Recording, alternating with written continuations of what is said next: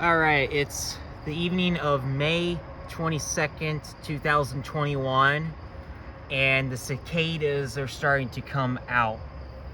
They come out once every 17 years, so this is a rare event. But yeah, they spend the vast majority of their lives underground, and they come up every 17 years. So the last time they came out, I was like 5 or 6 or something like that. So this is only the second time in my life that I've actually seen them. There's a shell from one that came out earlier. There's another one. So yeah, by morning they'll be flying and stuff like that.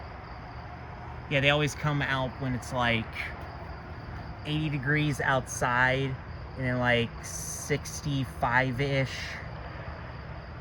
in the ground or something like that. So yep, they're coming out and they're making an appearance.